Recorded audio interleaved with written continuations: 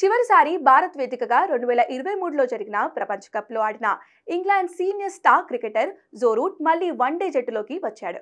వచ్చే ఏడాది జనవరి, ఫిబ్రవరిలలో భారత్తో జరిగే 3 మ్యాచ్ల వన్డే సిరీస్లో, ఆ తర్వాత పాకిస్తాన్లో జరిగే ఛాంపియన్స్ ట్రోఫీలో పాల్గొనే ఇంగ్లాండ్ జట్టును ఆదివారం ప్రకటించారు. భారత్తో వన్డే సిరీస్కు ముందు జరిగే 5 మ్యాచ్ల టీ20 సిరీస్లో పోటీపడే ఇంగ్లాండ్ జట్టును కూడా ఎంపిక చేశారు. ఈ 2 ఫార్మాట్లలో ఇంగ్లాండ్ జట్టుకు వికెట్ కీపర్ జోస్ బట్లర్ నాయకత్వం వహిస్తాడు. టెస్ట్ ఫార్మాట్లో ఈ ఏడాది వరల్డ్ నెంబర్ 1 ర్యాంక్తో ముగించనున్న రూట్ చివరి వన్డే 2023 ప్రపంచ కప్లో ఆడాడు. 33 ఏళ్ల రూట్ ఇప్పటి వరకు 171 వన్డేలు ఆడి 6,522 పరుగులు చేశాడు. ఇందులో 16 సెంచరీలు, 39 అర్ధ సెంచరీలు ఉన్నాయి. పార్ట్ టైం ఆఫ్ స్పిన్ వేసే రూట్ వన్డేలో 27 వికెట్లు కూడా పడగొట్టాడు.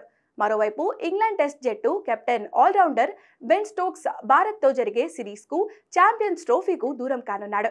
న్యూజిలాండ్తో జరిగిన టెస్ట్ సిరీస్ సందర్భంగా స్టోక్స్కు కండరాల గాయం తిరగబెట్టింది. ప్రస్తుతం స్టోక్స్ ఈ గాయం నుంచి కోలుకుంటున్నాడు.